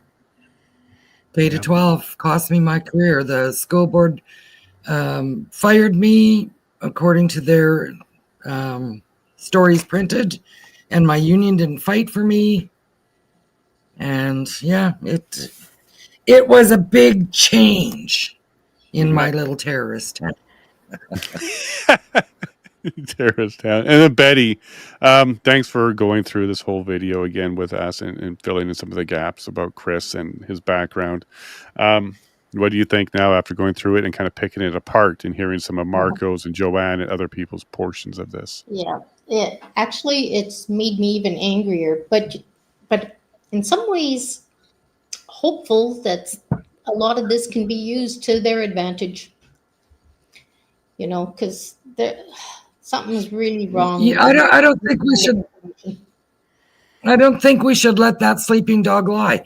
There are so many things they did wrong in this, and maybe we need to draft a letter, and maybe we need to take action somehow. I agree. I think it's a precious gift in some ways because there's so absolutely many they're so easy.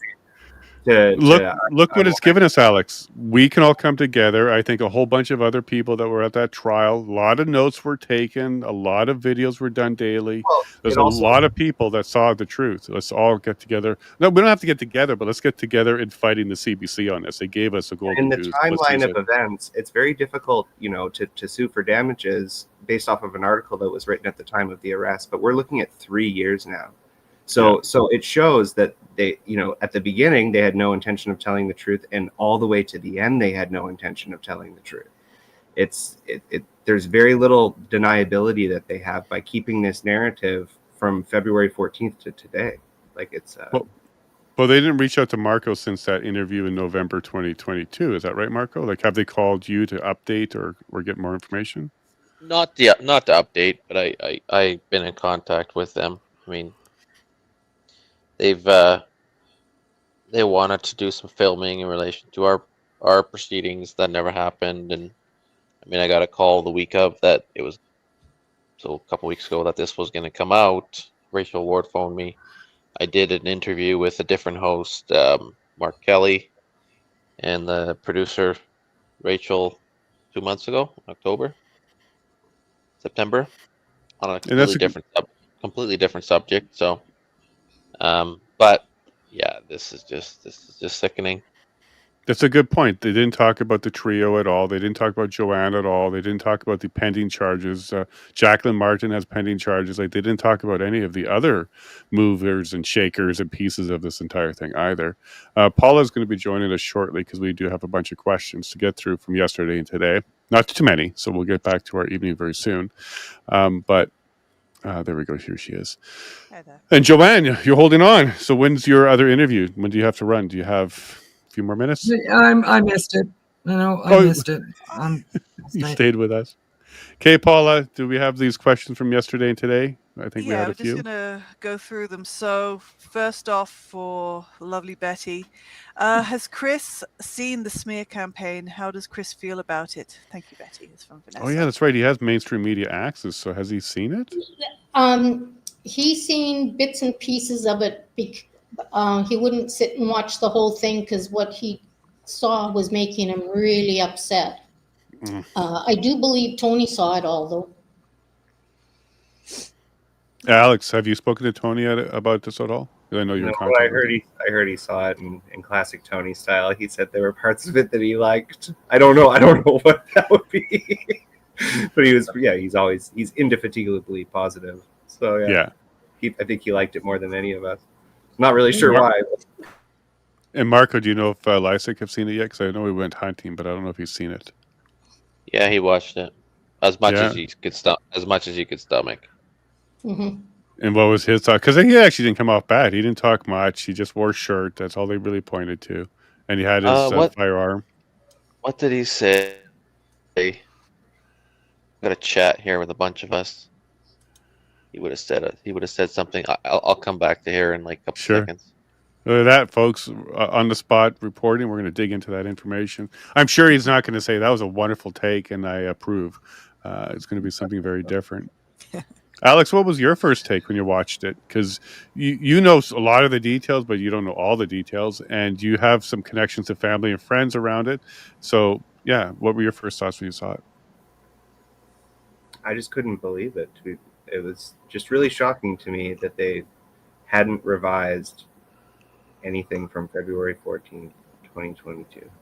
Nothing. Not a thing. And they didn't treat anybody like an individual. They treated them like a cohesive group that all had this shared diagolon thing going on, which is just not true. And they should know better. They have access to the trial now. They have access to all the information. They claim that they did investigative journalism. So I think it's really difficult for them to say that they didn't know better. Well, they had the decision from the judge. They used quote from it. Go ahead, Joanne.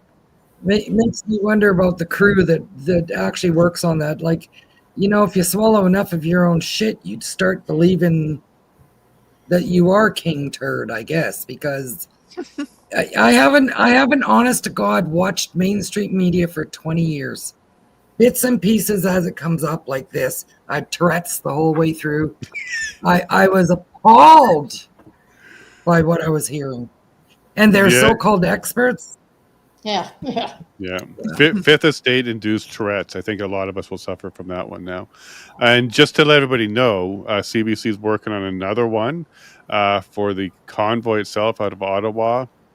David Fraser has been working that story for a while now, and I'm sure they're just waiting for Tamara and Chris's verdict, and then we'll probably see that one come out too.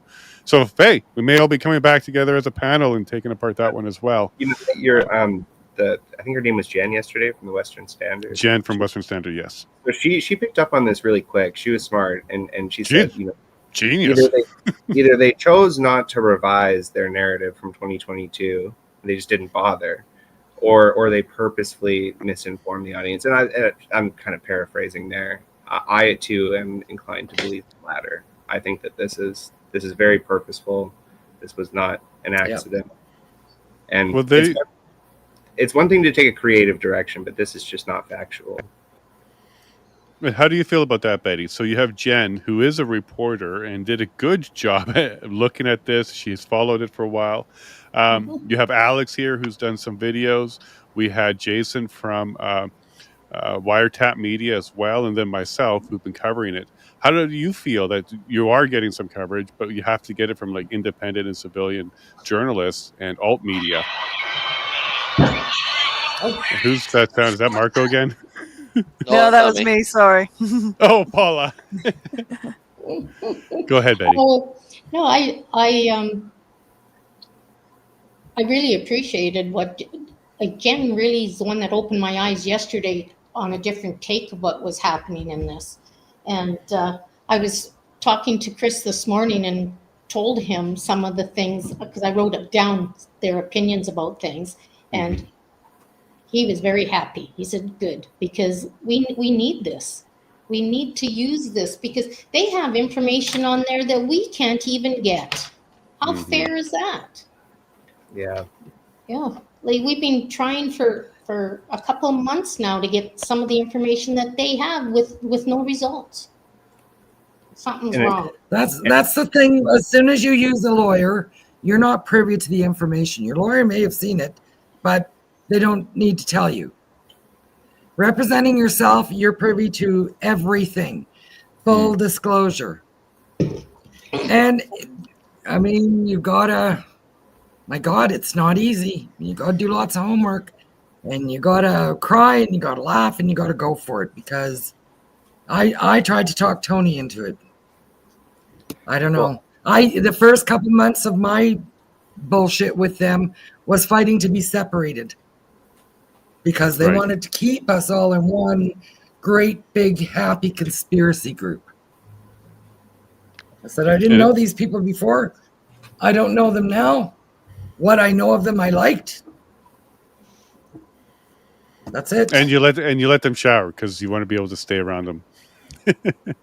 Yeah. Yeah. And just so you know, Joanna, I don't know said if you're that there. quick. Yeah, sorry. I don't know if you know, but in the decision, just a simple act of having dinner at your table was enough for the Crown to say that all the firearms and anything that was found in your property was in not necessarily possession, but accessible to the men, just for sitting at your dinner table. Now, the judge did throw that out. That argument did not stand, but the Crown tried. So sitting at your dinner table means everything that's around in your property is accessible to your guest, and you should be aware of that. According to the Crown, that's the way things work. I told them if humanity is against the law, this world's in more trouble than even I think. Yeah. Are we going to cover Stephen Johnson's trial? Oh, yeah, I'll be there. Yeah, I'm not Stephen wasting my Johnson. gas on you, but I'll cover it for you, Joanne, so you can just tune in and do that. Paula, do we have a couple more questions, and then we'll try and wrap up?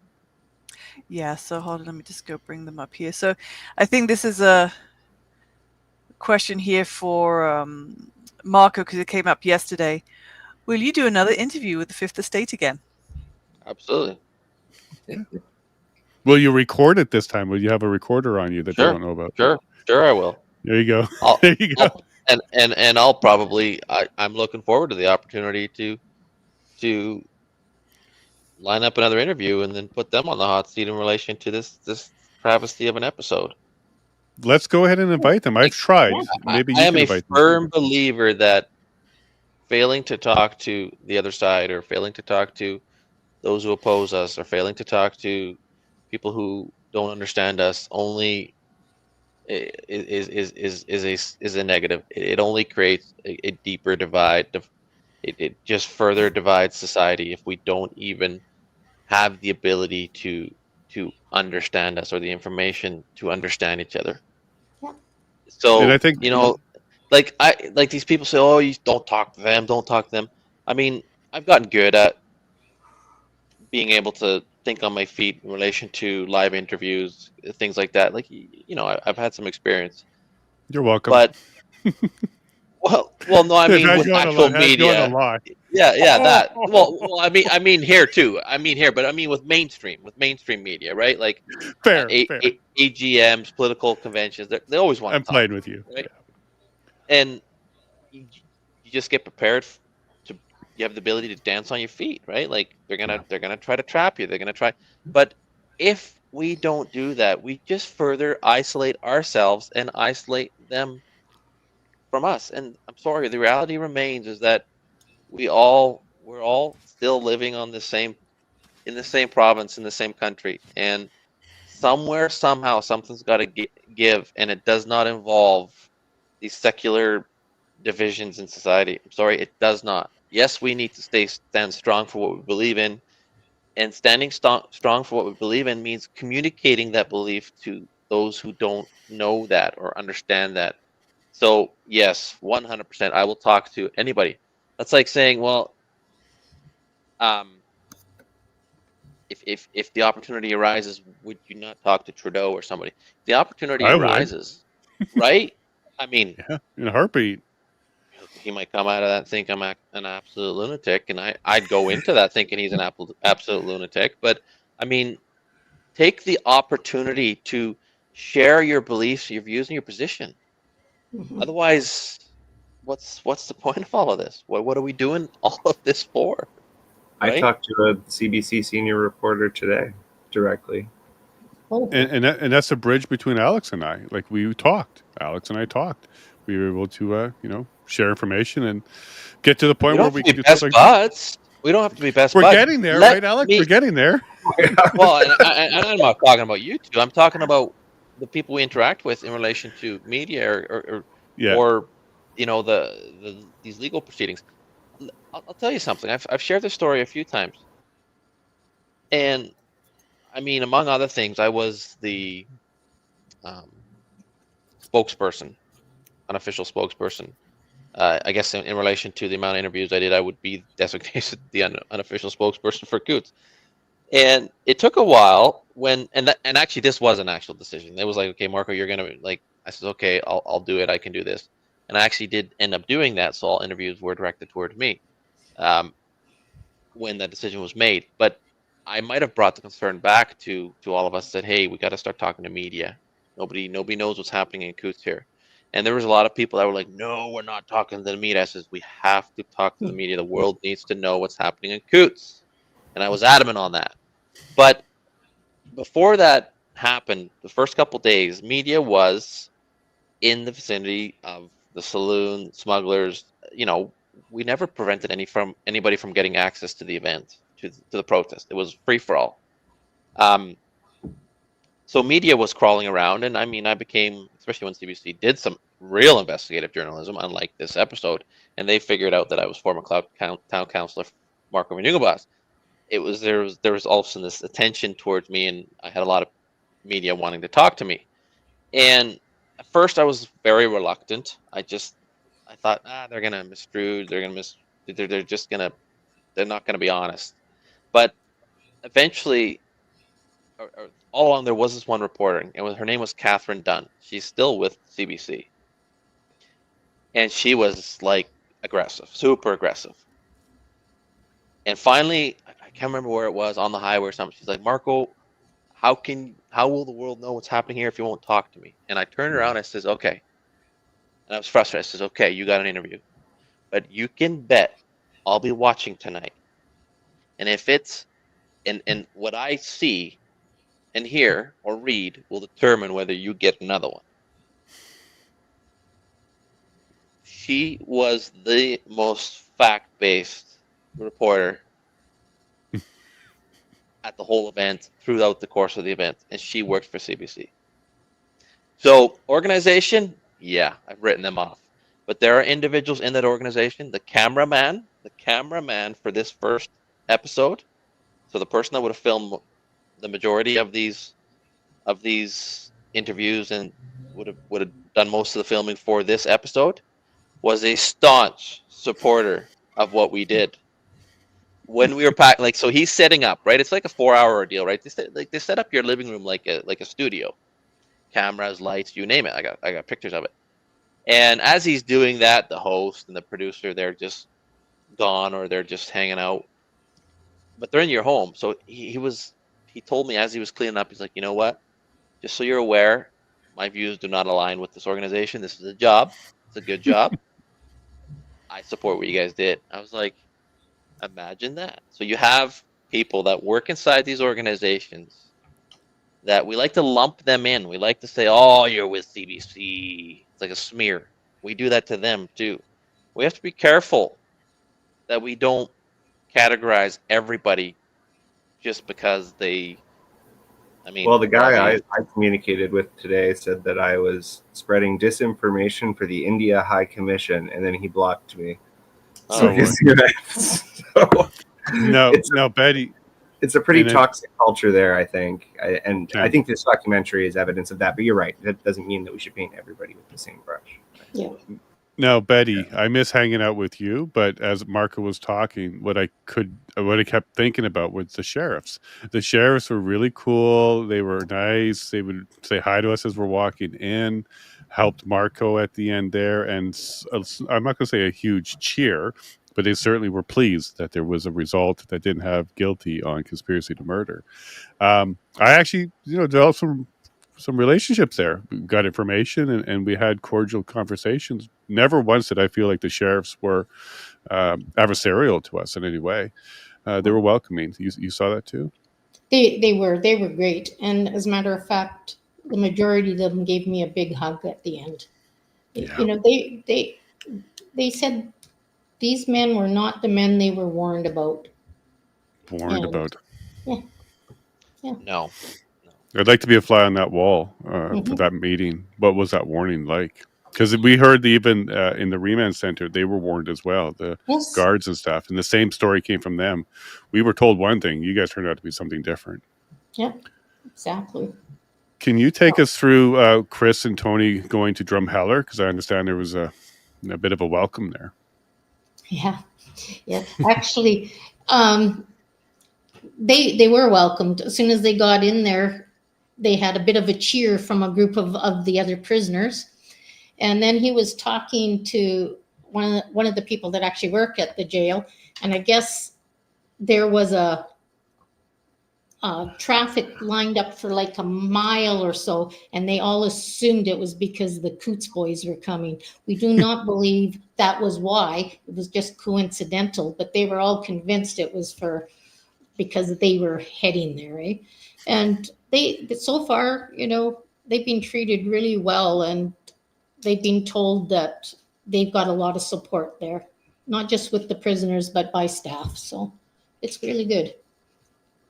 So it does feel like it's not in the public, maybe not by the Fifth Estate, but on the real world in the grounds that everybody lives in, people know. If you spend enough time with these men, as we're hearing from the sheriffs and the guards and the family, these are good men. And Alex, I think he discovered that pretty quick when he started talking to Tony and the rest. These are good men. We're going to have to wrap up because it is Friday and some of us do have to get to other things tonight. So thank you all so much for hanging out. I'll go around the board here. Paula, if there's more questions, we'll do that with the members. So we'll invite everybody to go to there, but we'll say goodbye to the public. So Joanne, thanks a lot for hanging out with us. Always the teacher. I'm always learning from you. And I love your vocabulary, and I'm always paying attention to the words. I think that's important. You want to say anything as we wrap up here? Just let's keep meeting our people. I actually had the opportunity to meet several other people that were accused in this. And, well, my heart goes out to Pat King, for one. Jeremy, all the people that have been persecuted. Justice needs to happen for all of us. All of us. And all of them. Yes. That did this. Yes. Justice for all, right? Justice for all. That's right. Betty? I don't have a lot more to say. It was just, this was eye-opening, and I appreciate all of you guys for showing up and sharing what you've seen and what you know. I loved it. We love you, Betty, very much. Thank you for your time. Alex, thanks for hanging out with us. You want to say anything? Oh, I just think that, again, this is a precious gift, this documentary, and I think that we can spend some gold out of this bale of hay because they made a lot of really big mistakes. And I think one thing I really don't want to lose, Marco, a very important point you made is about the privacy breach, and I'm going to follow up on that because I think it's definitely something that caught my attention as well once you pointed it out. So thanks for that, and thanks for having me. Yeah, it was awesome to have you again, Alex. Marco, thanks a lot for hanging out with us again. And final comments? I know you got a couple more words in you. Yeah, folks, if you want to see a Western or a shootout, you got to find it somewhere else. You're not going to see it here. You're not going to see it listening to facts from Coutts, guys. It's just not there. It's not there, regardless of what the CBC wants to put out there. There was no There's no racist militia group? What? There is no militia. There wasn't enough guns to outfit everybody down there. I mean, as per the, I mean, this is where the UCO's comments contradict the actual evidence. Like, this is where the RCMP contradicts themselves, and this is where recordings would have been great. But this is, I'm taking this a little bit personal. I was never part of the Coutts 4, but this is an attempt by the CBC and even people I know to just slander and slander the whole protest, even so far as to, you know, smear the Freedom Convoy and the movement as a whole. Right, there was references to, you know, clippings from other protests, etc. And it's just a hit piece. It's just a bloody hit piece to support this narrative that the Trudeau government put in place and has held since February the 14th of 2022. It's just, I don't even understand why. Like, I mean, for an organization that is literally seeing the end in sight, literally, you know, they like, how can they not wonder why their ship is sinking after watching something like this? Yeah. And I think Alex was right. This was a gift. I think there's going to be a lot that comes out of this. Yeah. And I hope we have a flood of truth now, Alex or Marco, like your Operation Exposure. I hope a whole bunch of stuff comes out. I hope somebody releases transcripts. I hope somebody, you know, sends a package that has good information. Or I hope truth comes out. I hope we hear Does a lot of it. anyone know how much information the public is able to obtain on this production? I mean, when the interviews took place, where they took place, because I feel like that would be really useful for establishing timelines with regards to privacy breaches and things of that nature. I don't know. I don't know if you can FOI pop them or not, but give it a try. The worst that will happen is they say no, or we can't. Right. So, and lots of the places they give the time or the date. That's true. And yes. we do know there is stuff in print that. And I hope Marco gets the rest of his interview. I hope you get the full hour and a half at some point. I'd love to see the full interview. Yeah, we need a lot of public outcry. That's what I've been told is the only way to get more attention to this is. But to be honest, I don't know how to go about that. But you do this. You do this. This is a start, but it has to go further. We got to do something. So I would encourage you, Betty, to go ahead and accept invitations to do other interviews and go on other shows. And just like Marco said there, don't be afraid to talk to anybody that wants to bring you on. I did that yesterday. I went on to some guy's Phil something Primo. I went on his show yesterday. Yeah, I'll go on any show to get this information out. So thank you, Betty, for your time. Always pay attention to your wording. I go back on it, Marco. I go back on it. I don't see the problem with that interview. He didn't get what he wanted, and it failed, I think, on his part. But we'll just leave it at there. If he wants me back, I'll go back. We'll see if I have the time. But I do have to run now. So we're going to go over to our members. Anybody that wants to stick around, you're welcome to. There might be a couple questions. I know some of you have to run, so go ahead and go. But Joanne, thank you very much. Betty, your doll. Alex, thanks so much. I'm glad to see more of your face this time. We had just your mouth last time. And Marco, it's always a pleasure. I think this is your 20th time on the show, something like that. We're getting up there. But thank you very much. Paying me, Jason. Maybe. I have to start making money first, but maybe. But thank you very much. I'm just kidding. You guys are fun. Last time you just kid with me, you said I was a flat earther, and that got clipped of all things, and I saw that for the first time yesterday. But in either case, Marco, thank you for being a lot of fun. Oh, was that? Did that? I didn't watch the whole interview. Yes, and he didn't clip the whole thing because right after I was making fun of it, and he felt he was very insulted because I made fun of it. Oh my goodness!